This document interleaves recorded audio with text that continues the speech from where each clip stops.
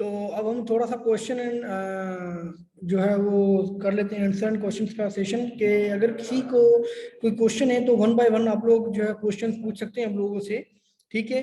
तो सबसे पहले हम स्टार्ट करते हैं। अब्दुल बासित, आपको कोई क्वेश्चन है?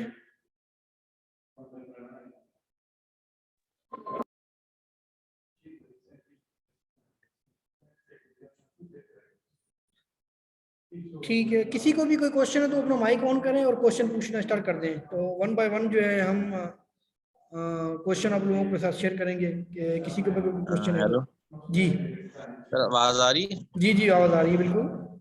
अच्छा सर, कुछ स्कॉलरशिप जो है ये HECV हमें यहाँ से प्रोवाइड करती है जी ना, बिल्कुल और बिल्कुल। कुछ वहाँ पर जो है अगर हम अपना किसी प्रोफेसर के थ्रू जाते हैं जी तो कौन से मतलब ये HEC जो प्रोवाइड करती है यहाँ भी हमें अप्लाई करना चाहिए इनके थ्रू, या डायरेक्ट हमें प्रोफेसर से जो है ना वो उनसे कांटेक्ट करके? इमरान खान, देखें आप लोग अगर आप लोग अच्छी सी के थ्रू अप्लाई करेंगे तो आप लोगों को वापस आना लाजमी पड़ेगा पाकिस्तान, और जिसमें अच्छी सी आपसे गारंटी भी मांगेगी, जिसमें आपको कहेगी कि भाई 20 लाख 25 लाख या जो भी आपके घर के कागज आपके जमीन है वो हमें शो करवाएं।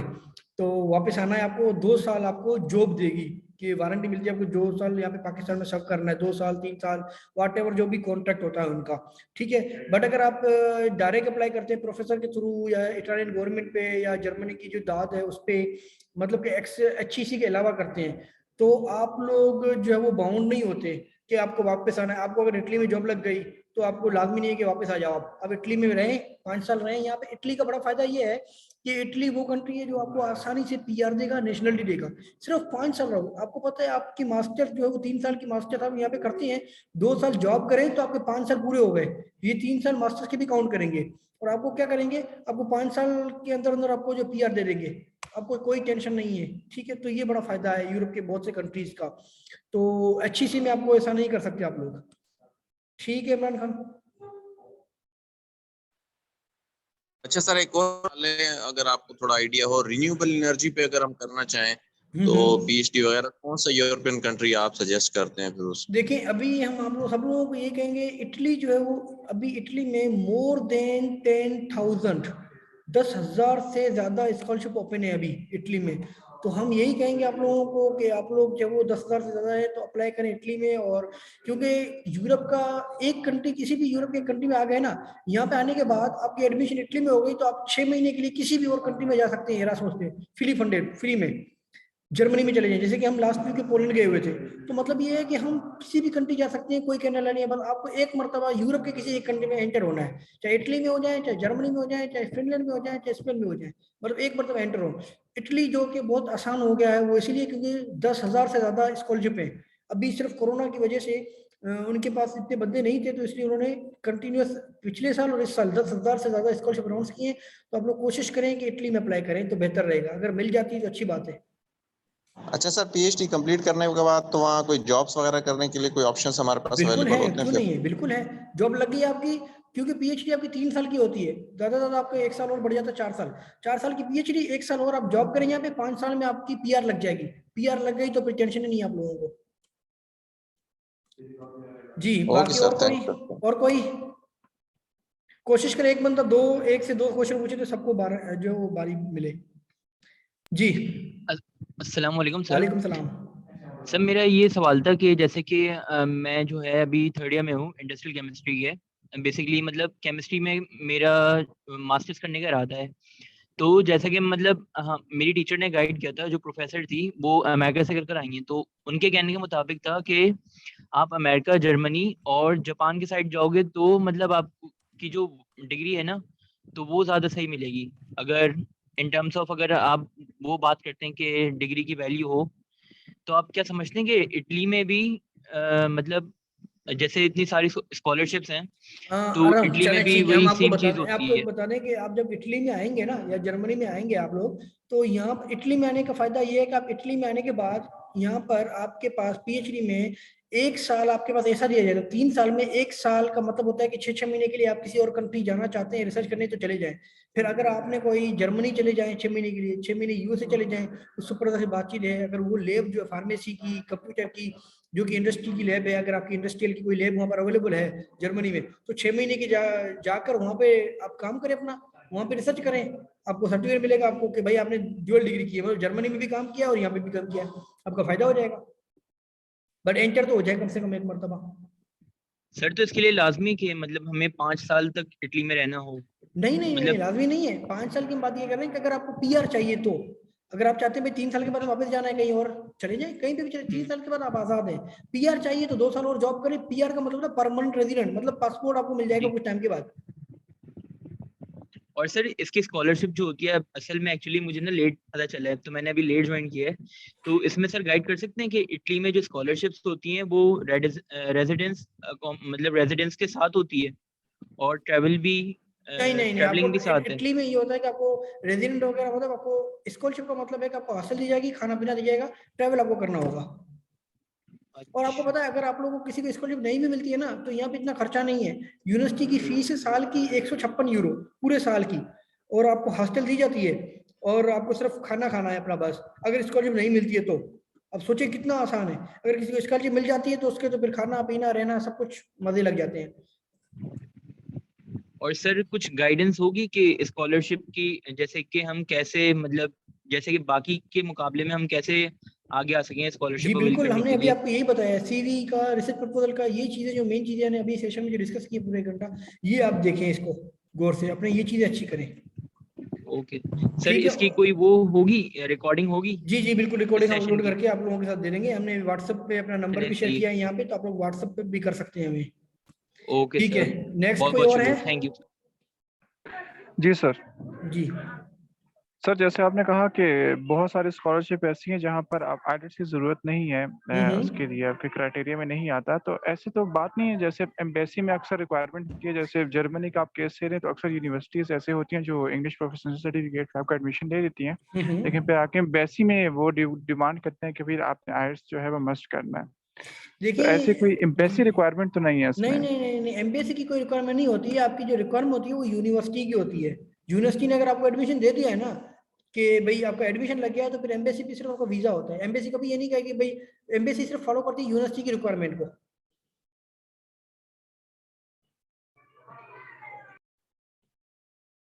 ठीक है। और नेक्स्ट कोई क्वेश्चन और किसी को है? जिसको कोई क्वेश्चन हो पूछा जाए बारी बारी। और सर ये जो आपने कहा कि 5 साल में आपको पीआर मिल सकता है, तो इस 5 साल के दौरान हम घर वगैरह का अपने जो होम कंट्री है वैसे विजिट भी नहीं कर सकते? कर जैसे सकते हैं हम आप, कुछ हर दिन के 3 महीने, लिए। हर 3 महीने बाद चले जाएं, 2 महीने बाद चले जाएं, पाकिस्तान चले जाएं।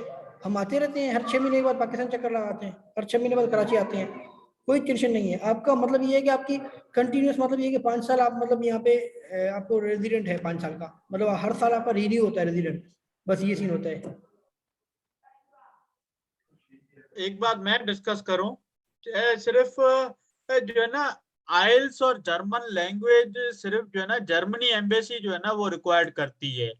ठीक है, ये बाकी और चाहे हंगरी हो, चाहे इटली हो, चाहे स्विट्जरलैंड हो, वहां पे मतलब कि कोई आइल्स रिक्वायर्ड नहीं करता। ठीक है, ये बात आप जहन में रख लें, क्योंकि क्योंकि जर्मनी की बाकायदा रिक्वायरमेंट है, उनकी वेबसाइट पे लिखा हुआ है कि आप या जर्मन लैंग्वेज का एग्जाम सर्टिफिकेट आप सबमिट कराएं या फिर आप आइल्स सबमिट करवाएं। नहीं दोनों से भावेश, कोई आपको एक चीज क्लियर कर दें, अभी रिसेंटली एक लड़की गई हुई थी कोमल, उसने आयल्स नहीं दिया था।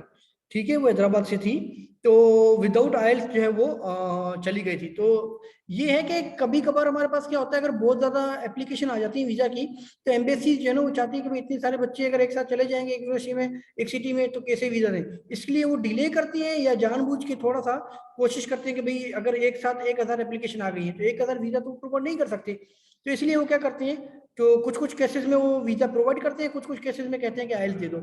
अदरवाइज यूनिवर्सिटी की जो रिक्वायरमेंट होती है ना, वही आपको फुलफिल करनी लाजमी होती है। मोस्टली जो है ना, मोस्टली आपको जो है ना जर्मनी का जो है ना दोनों ऑप्शन दिए हुए होते हैं। पर मोस्टली क्या होता है कि आप जो है ना जर्मन, आप जब यूनिवर्सिटी में एडमिशन लेते हैं, अगर आपके पास जीपीए अच्छा नहीं है, आप उनकी रिक्वायरमेंट का जो है ना वो अपना नहीं करते, तो फिर पूरा नहीं करते हैं, तो फिर आपको जो है ना जर्मन या जो है ना वो इंग्लिश का लाजमी देना होता है। और कोई, किसी को कोई क्वेश्चन है और?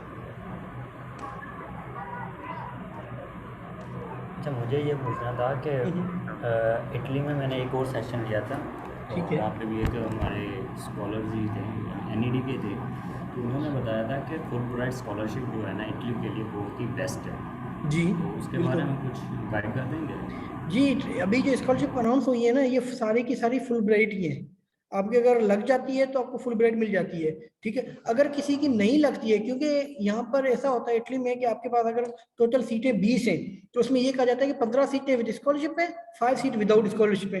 विदाउट स्कॉलरशिप का मतलब ये होता है कि आपका जो है वो आपको यूनिवर्सिटी की फीस देनी है और खाना अपना खाना है, बस। और हॉस्टल तो आपको प्रोवाइड कर दी जाती है यूनिवर्सिटी की तरफ से, most of the cases masters वाले स्टूडेंट्स को, सबको मोस्टली। और आपने जो ये लिंक्स वगैरह दिए हुए थे यूनिवर्सिटी के, स्कॉलरशिप लिंक्स वगैरह जो भी जी, website आपको जो वगैरह लिंक हैं, दिए हुए हैं तो फेसबुक के, हमने कहा है कि स्कॉलरशिप नेटवर्क ग्रुप को ज्वाइन कर लें और पाकिस्तान स्कॉलरशिप लीग को ज्वाइन कर लें। ये बड़ी कमाल के जो फेसबुक ग्रुप है जो आपको बड़ा गाइड करते हैं, काफ़ी हर अपडेट आती है स्कॉलरशिप की इस पे। ये अगर आप PPT हमारे साथ शेयर कर देंगे जी जी तो जी बिल्कुल, ये भी बेस्ट शेयर कर लेंगे आप लोगों के साथ, कोई इशू नहीं है। ठीक है, हमने व्हाट्सएप आप लोगों के साथ शेयर किया हुआ है तो आप लोग देख सकते हैं, तो वहाँ पे हम कर देंगे, कोई इशू नहीं है। और किसी को कोई क्वेश्चन है? सर आवाज़ आ रही है आपको? जी जी जी आ रही, तो ये सर अगर MS लेवल पे कोई हमारी अनफॉर्चुनेटली पब्लिकेशंस ना हो तो ठीक क्या है। PhD के लिए एलिजिबल हैं हम? देखें, अगर आपकी कोशिश करें पीएचडी के लिए अप्लाई कर रहे हैं तो आपके पास 1 से 2 रिसर्च पब्लिकेशन हो तो अच्छी बात है ये, क्योंकि अदरवाइज वो कोर्स वर्क में काउंट हो जाता है कि आपने रिसर्च नहीं की। अगर रिसर्च की है तो उसको पब्लिश करवा दें। कोशिश करें कि 1 से 2 रिसर्च पब्लिकेशन होनी चाहिए, तो वो रिकमेंडेड होता है, बेहतर रहता है। ठीक। लेकिन वो जो हमारी MS की ट्रांसक्रिप्ट है उसमें तो थीसिस मेंशन्ड है कि हमने थीसिस थीसिस से मेंशन है तो कवर कोशिश किया। करें अपनी थीसिस में से रिसर्च पेपर निकालें और उसको पब्लिश करवाएं, किसी भी जर्नल में करवा दें, कोई ठीक इशू नहीं। अगर कोई आपको हेल्प चाहिए इस बारे में, आप हम रब्ता कर लीजिएगा व्हाट्सएप पे हमसे, हम बता देंगे, कोई मसला नहीं है कि कौन सी जर्नल्स हैं। ठीक ठीक है सर, ओके। बहुत शुक्रिया। और सर काइंडली ये स्लाइड्स शेयर जी जी कर जी दीजिए। बिल्कुल बिल्कुल। और कोई इसके अलावा जो किसी को कोई क्वेश्चन दूसरा है? सर यही तकरीबन सेम ही क्वेश्चन है। असल में मैंने बैचलर्स किया है, तो मास्टर्स के लिए अप्लाई अगर कोई करना चाहे तो इसी तरह हमारी कोई पब्लिकेशंस नहीं है बैचलर्स लेवल पे, ओके, तो वो बैचलर्स फिर लेवल का कोई मास्टर्स इशू के नहीं लिए। होता, ज़्यादा इशू नहीं होता बैचलर लेवल का। बट अगर आपके पास एक, क्योंकि मास्टर्स में अगर एक ही पब्लिकेशन है ना तो भी एक्सेप्टेबल है, ना भी हो तो कोई इशू नहीं होता, पर होगा एक अगर है तो उसको थोड़ा सा ये होता है कि हाउ नो है आपको रिसर्च की, ना हो तो कोई फर्क नहीं पड़ता ऐसे, पर होने से और आपका एक चांस बढ़ जाता है। सर इसके अलावा ये जो बैंक स्टेटमेंट और ब्लॉक अकाउंट, ये चीजें जी तो जी जी। रिक्वायर्ड नहीं है ना? जब देखिए, स्कॉलरशिप लग गई आपकी तो फिर आपको कोई रिक्वायरमेंट नहीं होती है। बैंक स्टेटमेंट फिर आपकी 1 लाख 2 लाख ज्यादा ज्यादा रुपए हो आपके पास, स्कॉलरशिप लग गई है तो। अदरवाइज आपके पास कहते हैं कि 15 लाख 20 लाख की, अगर आप स्कॉलरशिप नहीं लगी है तो 15 लाख रुपए की स्टेटमेंट सिर्फ शो करवानी होती है वीजा के टाइम। जब वीजा लगे उसके बाद वाले पैसे निकलवा लें आप, कोई कहने वाला नहीं है आपको। ब्लैक अकाउंट सिर्फ जर्मनी के लिए रिक्वायरमेंट होता है ज्यादातर, स्कॉलरशिप के बगैर बाकी नहीं होता इतना, वो भी स्टेटमेंट की सूरत में। जी, और किसी को कोई क्वेश्चन है? Hello sir. जी जी सर मेरा सवाल ये था कि मेरी जो है एमफिल अभी चल रही है पाकिस्तान स्टडी सब्जेक्ट में, ठीक है। और मैं आपके इधर हैदराबाद से ही हूँ, और राजेश गोस्वामी आपके मिट्टी के अंदर मेरे जो है वो माशाल्लाह टीचर रहे हैं, अब माशाल्लाह असिस्टेंट डायरेक्टर हो गए हैं, राजेश गोस्वामी। अच्छा अच्छा अच्छा, ठीक है। तो सर पूछा सवाल मेरा ये था कि मैंने जो है अभी कोर्स वर्क कर लिया है, ठीक है। एमफिल मेरी यूनिवर्सिटी जामशोर से चल रही है, ठीक है। तो आप क्या सजेशन देंगे, क्या मेरा ये जो थीसिस वर्क है क्या मैं ये करने आ सकता हूँ यूरोप साइड पे, या मैं एमफिल पूरी यहाँ से कर लूँ फिर पीएचडी के लिए आ जाऊँ? देखिए, अगर आपकी सारी चीज हो चुकी है तो हम यही सजेस्ट करेंगे कि आप जो है अपना रिसर्च वर्क कंप्लीट करने के बाद पीएचडी के लिए अप्लाई करें तो वो बेहतर रहेगा। अच्छा, और सर पीएचडी फिर अगर जैसे स्कॉलरशिप्स आती है, पोलैंड की आती है या कहीं कहीं पुर्तगाल की आती है, तो इनमें से यूरोप कंट्रीज की कोई भी आती हैं, जी तो जी। क्या हम उसको फिर आगे पीछे करा सकते हैं, मिसाल के तौर पे अगर जैसे हम हाँ, हो पोलैंड जाना सकता है, नहीं चाह कोई रहे, या मसला नहीं है। आप सुपरवाइजर राजी है आपका तो आप इजीली अप्लाई कर सकते हैं, कोई मसला ही नहीं होता। अच्छा सर इसमें एक्सेप्टेंस लेटर चाहिए होता है नहीं, इसमें एक्सेप्टेंस प्रोफेसर लेटर से? की, इटली की स्कॉलरशिप की आपको एक्सेप्टेंस लेटर की जरूरत नहीं होती है। अच्छा, thank you sir, thank you so much. हमने अपनी सीवी भी भेज ली आप लोगों के साथ, पीपीटी भी शेयर की हुई है, चेक कर सकते हैं। इसके अलावा किसी को कोई क्वेश्चन है?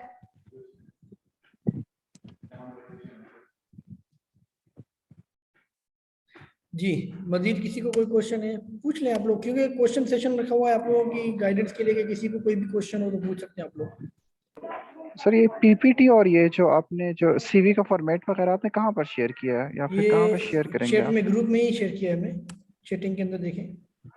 अच्छा आप लोग, हाँ ओके ओके ओके, डायरेक्ट नहीं आ रहा आप लोगों के पास, ठीक है रुके जरा, हम आपको दोबारा शेयर कर रहे हैं यहाँ पर। ठीक है,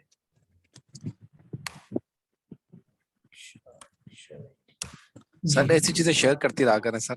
जी जी बिल्कुल, हम तो चाहते हैं कि आप लोग आए प्रोग्राम जो है ना पाकिस्तानी, कुछ काफी थोड़ा सा पाकिस्तानी आए, हम तो चाहते हैं काफी पाकिस्तानी आए ताकि उनको नॉलेज मिले, उनको पता होगा किस तरीके से चीजें हो रही हैं और अप्लाई करें हम लोग। सही सर, बिल्कुल जी, इसके अलावा किसी को कोई क्वेश्चन है? सर जी जी सर क्या जर्मनी में बैचलर लेवल पे ऐसी स्कॉलरशिप्स हैं जिनकी मदद से हम ब्लॉक अकाउंट से बच सकते हैं? नहीं, बैचलर लेवल पे बहुत ही कम है, उसके लिए फिर आपको जर्मन लैंग्वेज बड़ी जबरदस्त तरीके से आनी चाहिए, उसका सर्टिफिकेट होना चाहिए। अगर ऐसा है तो फिर जर्मन लैंग्वेज सीख लें आप अभी से, अगर इंटर में है या क्या है तो इस तरीके जर्मन लैंग्वेज सीखिए, और अगर जर्मन लैंग्वेज बड़ी अच्छी आती है तो आसानी से ले सकते हैं फिर स्कॉलरशिप। अच्छा, अगर सर जर्मन लैंग्वेज ना आती हो तो फिर आइल्स का बैचलर्स के लिए टेस्ट आप देकर अप्लाई, फिर आप सेल्फ फंडेड के लिए अप्लाई कर सकते हैं, क्योंकि काफी कम स्कॉलरशिप आती है बैचलर लेवल पे, दाद की आती है तो भी मास्टर्स लेवल पे आती है, बैचलर लेवल पे बहुत कम आती है। सर और कोई? सर मेरा एक क्वेश्चन है। जैसे मैंने आपको पहले बताया, मैसेज किया था कि मैं एमफिल अपनी फर्स्ट सेमेस्टर कर चुका, सॉरी 2 सेमेस्टर कर चुका हूँ फिजिक्स के। तो मैं अब सर आउटर कंट्री से चेक करना चाहता हूँ पीएचडी, या मुझे एमएस लीडिंग टू पीएचडी मिल जाए, तो आपकी क्या ख्वाहिश है कि सर राय है कि मैं पीएचडी के लिए अप्लाई करूँ या फिर एमएससी बेस पे? देखिए, एमएस लीडिंग टू पीएचडी के लिए करेंगे तो आपके 2 साल और ज्यादा हो जाएंगे, इससे तो बेहतर है कि आप यहाँ पे कंप्लीट करके फौरन पीएचडी के लिए करें, क्योंकि पीएचडी की स्कॉलरशिप आसानी से मिलने के चांस हो जाते हैं। तो इसीलिए हम यही कहेंगे, अगर जिसकी मास्टर्स एनरोलमेंट हो चुके हैं, जिनके 2 सेमेस्टर हो चुके हैं, 3 सेमेस्टर हो चुके हैं, कोर्स वर्क हो चुका है, वो तो कोशिश करें कि 6 महीने से के अंदर अंदर अपनी कंप्लीट करें, क्योंकि अभी जो इटली की स्कॉलरशिप है वो चल रही है अगस्त तक, अगस्त के बाद खत्म हो जाएंगी। तो आप लोग कोशिश करें कि आप, और ये अप्रैल में अनाउंस होती है, अप्रैल से लेकर अगस्त तक, तो आप लोग सारी चीजें करने के बाद अपने डॉक्यूमेंट्स जो है, डॉक्यूमेंट्स एचईसी से, आईबीसीसी से अटेस्ट करवाने के बाद सब चीजें रेडी रखें, जैसे स्कॉलरशिप आए आप अप्लाई कर दें, ताकि आपके पास किसी चीज की कमी ना हो। जी, और कोई क्वेश्चन किसी को? Hello sir. जी जी जी बिलाल।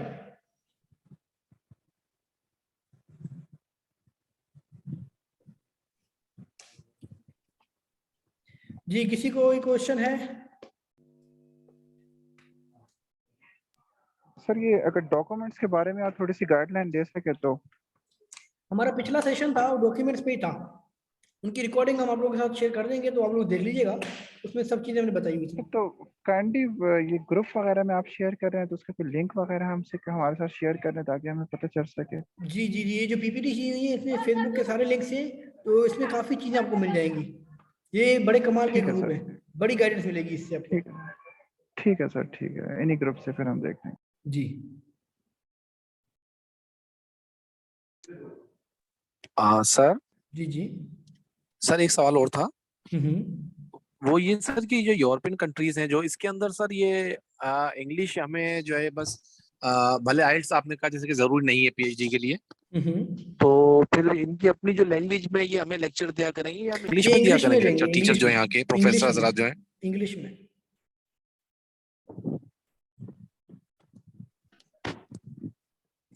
हेलो सर, मैं ये पूछ रहा था कि इटली में मास्टर्स के बाद हमारे पास जॉब की अपॉर्चुनिटीज क्या होती हैं? जी बिल्कुल होती हैं, डिपेंड करता है आपकी फील्ड क्या है और आपका रिसर्च वर्क क्या हुआ है, आपको काम कितना आता है, स्किल्स कितनी है आपकी। तो जितनी ज्यादा स्किल्स आपकी हैं तो उस हिसाब से आपको काम मिल जाएगा, कोई मसला नहीं होता है।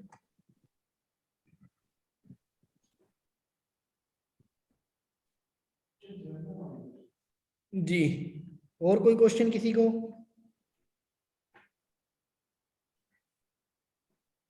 Hello sir.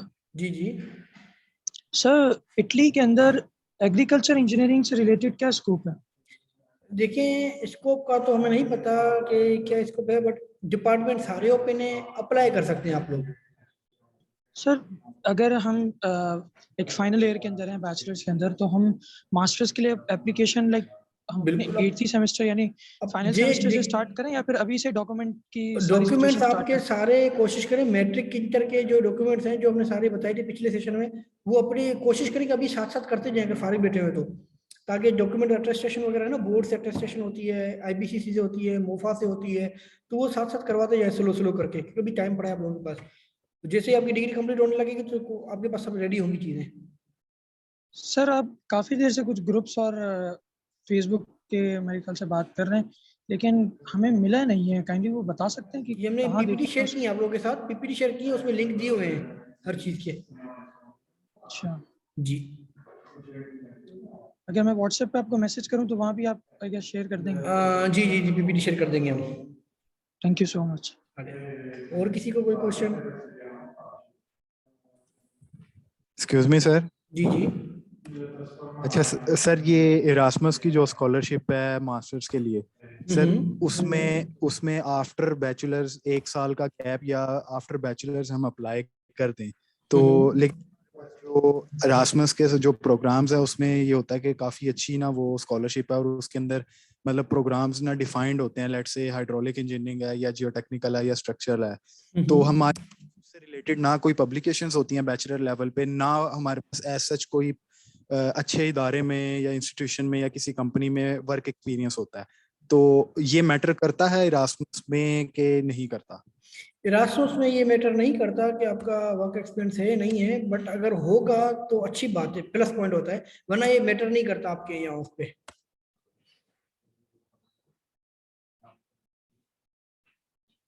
कोशिश करें वॉलंटियरिंग के जो प्रोग्राम आते हैं, जो सेमिनार आते हैं, उनको आप अटेंड लाजमी किया करें। जी, और किसी को कोई क्वेश्चन? ठीक है। और सर अगर इंजीनियरिंग की सर डिग्री है तो उससे रिलेटेड CPD पॉइंट्स जो हैं उनको भी थोड़ा सा आप देख लें, मेंशन कर दें CPD पॉइंट, तो काफ़ी आप लोगों, अगर हमने जो CV शेयर की हमारी उसमें देखें तो पता नहीं कितने CPD पॉइंट हमने शेयर किए थे CV के अंदर, तो कोशिश करें CV को कम रखें, CPD पॉइंट कम ही रखें, 2 4 6 रखें लेटेस्ट वाले। जी सर प्रीवियस सेशन का लिंक शेयर करते हैं। जी जी जी बिल्कुल, वो कर देते हैं हम इसके साथ। बाकी और कोई क्वेश्चन, और कोई किसी को कोई क्वेश्चन है? सर जैसा कि आपने बताया कुछ देर पहले कि डॉक्यूमेंट जो अटेस्टेड करवा दें, ठीक है, तो किन किन सर कहाँ से करवा के रखने हैं? भावेश राठी आपको थोड़ा गाइड कर दें इनको डॉक्यूमेंट्स के हवाले से। अभी ये डॉक्यूमेंट्स पहले तो आप जो है ना डॉक्यूमेंट्स वेरीफाई कराने होते हैं, फोटोकॉपी डॉक्यूमेंट्स जो आपका मुतलका बोर्ड है उससे पहले वो वेरीफाई कराने होते हैं, वो आप करा के वो आप सील्ड इन्वेलप में आप बंद करवा के सब कुछ करके फिर वो सील्ड इन्वेलप जो है वो आप ले जाएंगे IBCC के अंदर, उनकी वो फीस होती है, वो फीस आप पे करेंगे, उसके बाद ओरिजिनल और सील्ड लिफाफा जो होता है जो बोर्ड से मिलता है वो आप जो है ना IBCC में जमा कराएंगे, ठीक है। वो जमा कराने के बाद आप जो है ना अपना वो IBCC आपको ओरिजिनल डॉक्यूमेंट्स जो है ना वो करके देते हैं टेस्ट, ठीक है। और उसके बाद आप जो IBCC से जब हो जाते हैं तो फिर आप उस डॉक्यूमेंट्स को जो है ना वो आपको मिनिस्ट्री ऑफ फॉरेन अफेयर्स जाना पड़ता है, वहां पे वो आप अटेस्ट करके देते हैं, वो आप आई थिंक सो 5 रुपीज वाली जो है वो स्टिकर लगता है या क्या, वो उसका मुझे आइडिया नहीं, वो आपको वहां पे बता देंगे। बाकी ये है कि ये सारा प्रोसीजर होता है।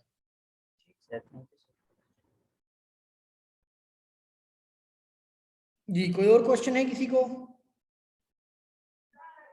सर जिस तरह आपने ये अटेस्टेशन की बात की, तो ये सिर्फ ओरिजिनल ही करवाने हैं कि नहीं फोटोकॉपीज, जिस तरह अक्सर यूनिवर्सिटीज आपके पास में ये जो सारी आखिर में ओरिजिनल ही होती हैं, मैट्रिक की, इंटर की, बैचलर्स की, मास्टर्स की सारी ओरिजिनल होंगी, बोर्ड से फोटोकॉपी होगी, बाकी आपके पास HEC से और IBC से ओरिजिनल होगी। जी, और किसी को कोई क्वेश्चन, जिन लोगों ने कोई क्वेश्चन नहीं पूछा? सर मोफा से जो है तो वो हमने मैट्रिक FSC की सारी चीजें और मोफा से सब चीजें होती है, चारों TMC चारों DMCs दोनों सर्टिफिकेट्स और डिग्री जो है ये जी, भी बिल्कुल। करवानी है। ठीक है एग्जैक्टली सर। और सर ट्रांसक्रिप्ट की अटेस्टेशन की जरूरत है कि उसकी जी जरूरत बिल्कुल, नहीं है? ट्रांसक्रिप्ट भी तो जरूरत है। ट्रांसक्रिप्ट 8वें ट्रांसक्रिप्ट के सर जो लेटेस्ट जो नहीं नहीं हमारी नहीं 8th नहीं नहीं नहीं, आखिरी की जो फाइनल ट्रांसक्रिप्ट मिलती है वो। ठीक है सर। और और सर कोई ये क्वेश्चन? सिर्फ जो फाइनल ट्रांसक्रिप्ट है ये मोफा से और HEC से इन दो HEC इदारों से होगी। ठीक है सर।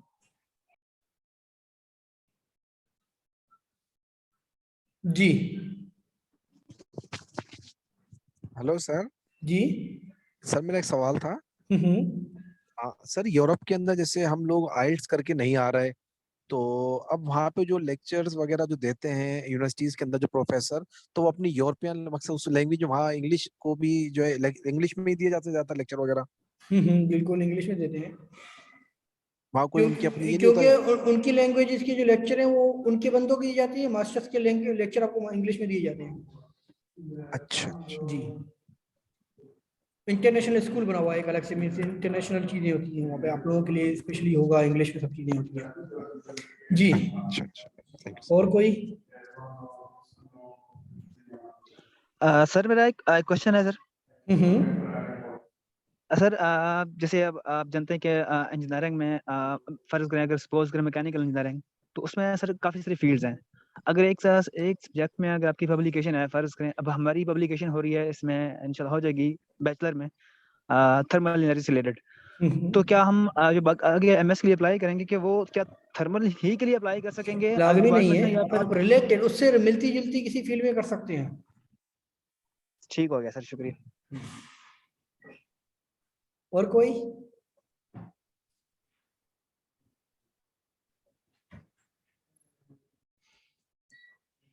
किसी और को कोई क्वेश्चन है तो पूछ सकते हैं आप लोग, हम बारी बारी करके सबके सामने। जी एक्सक्यूज मी सर। जी सर जिस तरह आपने आज ये रिसर्च प्रपोजल CV और ये जेनेरिक क्वेश्चन से रिलेटेड रखा है सेमिनार, सर जो है वो पर्टिकुलरली इरास्मस के ऊपर अगर आप रख लें तो सर वो आपका मतलब शुक्रिया होगा वो, इसे क्योंकि सर उसमें ना काफ़ी ज़्यादा चीज़ें हैं, तो उसकी एप्लीकेशन ओपन होने से पहले हम चाह रहे हैं कि ना हमारे पास चीज़ें कंप्लीट हों। ठीक है, तो हम भावेश राठी को कहेंगे, रिक्वेस्ट करेंगे उनसे कि एक सेशन हम अरेंज करें इरास्मस के हवाले से, क्योंकि ये एक्सपर्ट हैं, ये अभी हंगरी में थे और अभी ये पुर्तगाल में है, 1 साल से वहाँ पे हैं इरास्मस पे, तो इनको बड़ा आइडिया है इस बारे में। तो भावेश राठी आप नेक्स्ट सेशन जो है हम रखेंगे इरास्मस पे, तो भावेश राठी आपको गाइड करेंगे उस बारे में मजीद। तो कोशिश करेंगे कि हम जुलाई की एंड में एक सेशन रखें, तो उसमें आप लोगों को फिर आप लोगों के साथ शेयर की जाएंगी चीज़ें। ठीक है सर, थैंक यू जी। और कोई?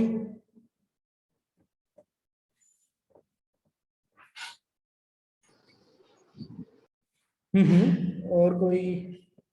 बिलाल, दिया, गमजा, अफसा, किसी और को कोई क्वेश्चन है? सफीर?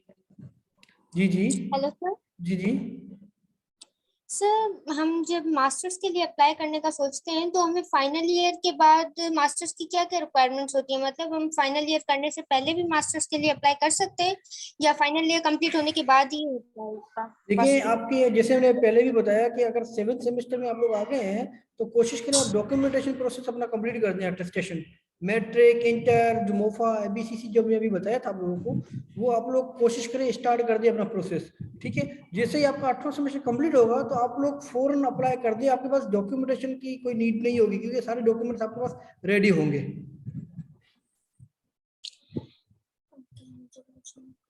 ओके सर, और मास्टर्स के लिए CGPA का क्या प्रोसीजर होता है? मिनिमम 2.5 CGPA अगर आपके पास है, मिनिमम, इससे ज्यादा तो बड़ा फायदा है। अगर मिनिमम 2.5 CGPA है तो आप एलिजिबल है, कोई टेंशन नहीं है, आप अप्लाई कर सकते हैं और सिलेक्ट भी हो सकते हैं। आपकी CV, research proposal, statement of purpose बड़ा अच्छा होना चाहिए। अगर किसी को मसला है कि भाई मैंने स्टेटमेंट ऑफ पर्पस लिखा है कि कोई चेक करवाना चाह रहा है, तो हमने अपना WhatsApp नंबर दिया हुआ है, आप लोग उस पर शेयर कर सकते हैं कि सर इसको रिव्यू कर रहे हैं, थोड़ा सा हमारे पास टाइम होता है तो हम रिव्यू करके आपको बता देंगे कि इसमें ये चीज़ें आप ऐड करें, चेंज करें। CV आप लोग बनाएं अपनी, उस पर कोई चेंज करवाना होगा तो हम आपको बता देंगे, कोई एप्लीकेशन पोर्टल में आपको हेल्प चाहिए होगी तो हम कर देंगे। ओके सर, और ये CGPA वाला ये जो भी प्रोसीजर होता है ये ओवरऑल होता है ना वर्ल्ड में, मतलब कहीं भी ओवरऑल होता है। आप USA में भी करेंगे तो 2.5 CGPA, चाइना में करेंगे तो 2.5 CGPA, जर्मनी में करेंगे, इटली में करेंगे, मिनिमम 2.5, और आपको पता है कि 2.5 से ज्यादा आ ही जाता है आप लोगों को सबको। जी। Okay sir. और सर जो इंग्लिश का आपने बताया आइल्स की नीड नहीं है, तो हमें जस्ट जिस यूनिवर्सिटी में हम पढ़ रहे हैं वहीं से हमें सर्टिफिकेट मिलना चाहिए इंग्लिश का। प्रोफेशनसी सर्टिफिकेट दिया जाता है आप लोगों को, लेक्चर आप लोगों को यूनिवर्सिटी में इंग्लिश में दिए जाते हैं, तो आप लोगों को एक इंग्लिश प्रोफेशनल सर्टिफिकेट है जो अब जैसे ही ग्रेजुएशन होते हैं, आप 8वें सेमेस्टर का एग्जाम दें, रिजल्ट आए, आप लोग यूनिवर्सिटी से प्रोफेसर से रिकमेंडेशन लेटर ले लेते हैं, ठीक है, जिसमें अब लिखेंगे कि भाई ये बंदा दिया रमनवानी जो है वो बड़ी अच्छी लड़की थी, एक्स्ट्राऑर्डिनरी लड़की थी, अब्दुल बासित अच्छा लड़का था, बिलाल मुगिल जो अच्छा लड़का था, इतने ये सब्जेक्ट पढ़े थे मेरे पास, सफ़ीर था, तो और इंग्लिश प्रोफेशनल सर्टिफिकेट में ये लिखा होता है रिजवान चीपा, इसको हमने इंग्लिश में पढ़ाई है सारी चीज़ें, ये यूनिवर्सिटी जो है वो इंग्लिश में सारे लेक्चर देती है और इंग्लिश में ये पढ़ा है, तो वो आपका इंग्लिश सर्टिफिकेट जो है वो इक्विवेलेंट हो जाता है आइल्स के। ठीक है सर, थैंक यू सर। और कोई नीड होगी तो फिर हम व्हाट्सएप। ओके, कोई इशू नहीं है। और बाकी Thank किसी you, को sir. कोई क्वेश्चन? सफ़ीर को, वासी को, अब्दुल बासित का हो गया, Safir, Shoaib Malik, Shoaib excuse me Sheikh sir. जी।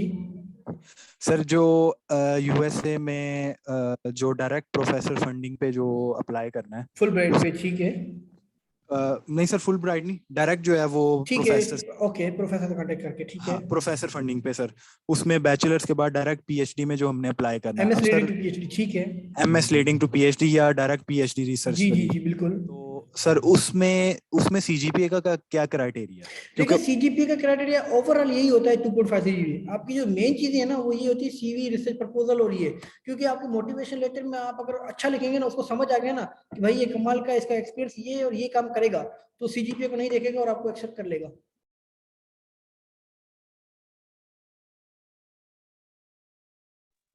Okay sir. और कोई क्वेश्चन? गमजा, हुज़ैफा? सर मैंने सुना है जैसे कि आइल्स जो है वो यूनिवर्सिटी की रिक्वायरमेंट नहीं है, मगर वीज़ा की रिक्वायरमेंट है, तो हमें करना पड़ेगा आइल्स? देखिए यूनिवर्सिटी की रिक्वायरमेंट होता है मोस्ट ऑफ द टाइम, ठीक है, वीजा की रिक्वायरमेंट बहुत कम चांसेस में होता है, स्पेशली कभी कभार जर्मनी के, जिसे हमने कहता है कि बहुत ज्यादा वीजा आ गए हैं तो फिर वो एम्बेसी वाले कहते हैं, अदरवाइज यूनिवर्सिटी की रिक्वायरमेंट होती है कि आपकी एडमिशन यूनिवर्सिटी देगी, उसके बाद कभी कभार कोई एम्बेसी कहती है कि हमारी रिक्वायरमेंट है, अदरवाइज आपकी यूनिवर्सिटी की रिक्वायरमेंट होती है। तो अगर आप लोगों के पास टाइम है, कोई कहता है कि भाई मुझे इटली में अप्लाई करना है और यहाँ पे अप्लाई करना है, उसकी यूनिवर्सिटी में जाके चेक कर लो, ठीक है, आइल्स के बगैर है तो आइल्स की जरूरत नहीं है। और अगर टाइम है आप लोगों के पास, आपके पास पैसे हैं 40,000 रुपए, तो आप आइल्स दे सकते हो। पर आइल्स अगर देना है तो आप आइल्स लिज की वेबसाइट है, आइल्स गूगल पे लिखें आइल्स लिज, बड़ी जबरदस्त टेक्निक और टिप्स बताएगी आपको, तो आपकी आइल्स बड़ी आसानी से निकल सकती है, आइल्स लिज की वेबसाइट पे जाएंगे तो।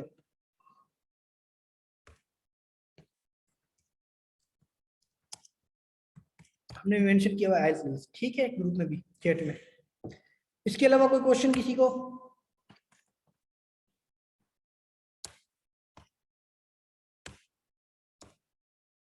जी, और कोई क्वेश्चन है किसी को?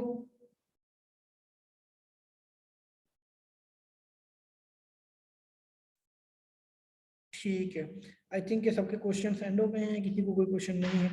चले, तो आप लोग सब सेशन जो है वो बड़ा अच्छा रहा, और नेक्स्ट सेशन जो है हम रखेंगे एरास्मस पे कि जो लोग थर्ड ईयर में हैं अभी यूनिवर्सिटी में, ठीक है, वो किस तरीके से जो है वो अप्लाई कर सकते हैं 6 महीने के ट्रेनिंग प्रोग्राम पे।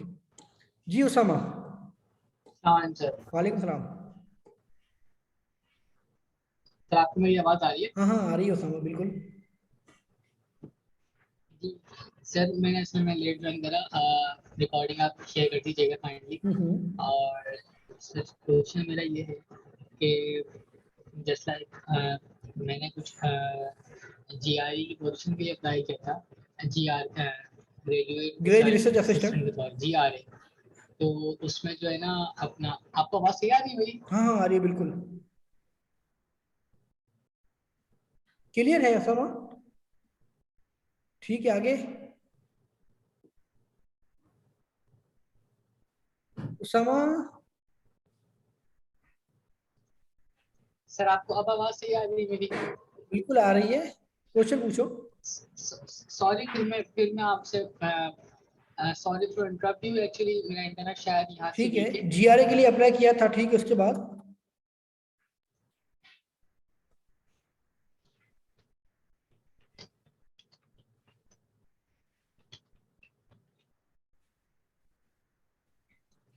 चले, और कोई उसामा के अलावा?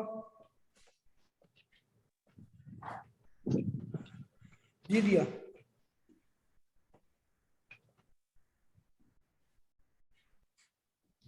और किसी को कोई क्वेश्चन है? दिया क्वेश्चन है?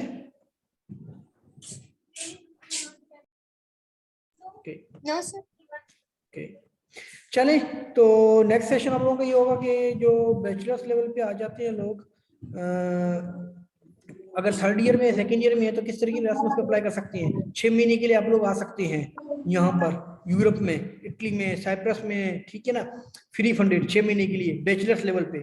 और उसके बाद आप 6 महीने यहाँ पे गुजारने के बाद आप दोबारा वापस जाएंगे अपने कंट्री ग्रेजुएशन के लिए। मतलब ये जो प्रोग्राम होता है 6 महीने का होता है, जिसमें आप सब्जेक्ट पढ़ेंगे, कुछ वो चीज़ें करेंगे। तो भावेश राठी जो है वो आपको मजीद नेक्स्ट सेशन होगा, उसमें आपको गाइड करेंगे, आपको मजीद चीज़ें बताएंगे 6 महीने के सेशन के बारे में भी होंगे साथ में। तो मजीद चीज़ें, आपको कोई क्वेश्चन होगा, क्यूरीज होंगी तो हम आपके साथ डिस्कस करेंगे। ठीक है, चलें, अच्छा सेशन आप लोगों के साथ। खुदा हाफिज, दुआ में याद रखिएगा।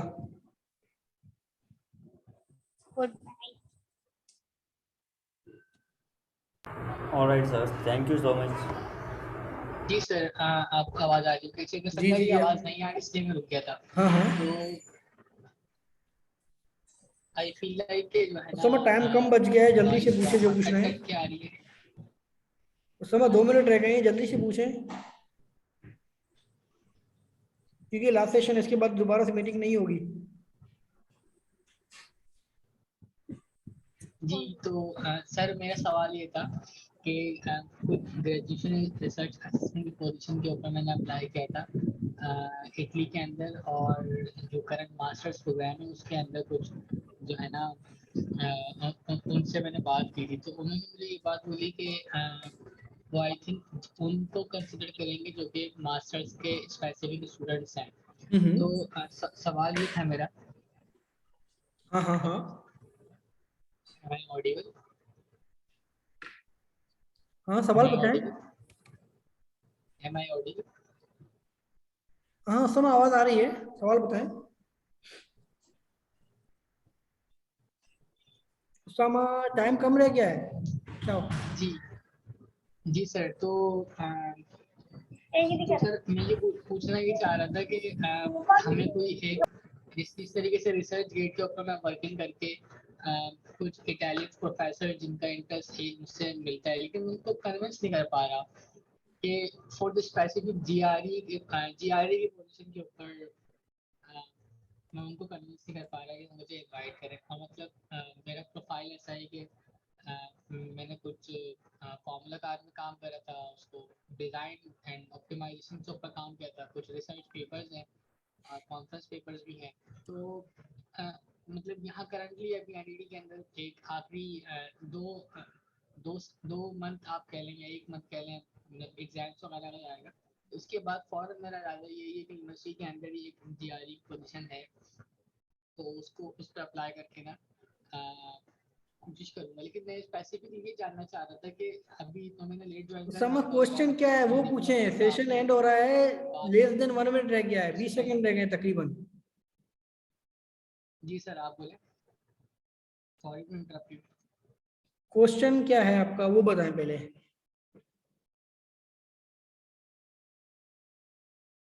उसामा सर वो यही पूछना चाह रहा है कि उसने काफ़ी जगहों पे अप्लाई किया, इटली में, जर्मनी में, तो प्रोफेसर को कन्विंस नहीं कर रहा है कि उनके साथ इंटरेस्ट मैच नहीं हो रहा। तो देखिए, कैसे क्योंकि उसकी सीवी, रिसर्च प्रपोजल और मोटिवेशन लेटर, ये तीनों चीजें अच्छी होगी ना तो ऑटोमेटिकली सुपर कन्विंस हो जाएगा। ये तीनों चीजें आपको अच्छी करनी है, क्योंकि अगर आप सुपर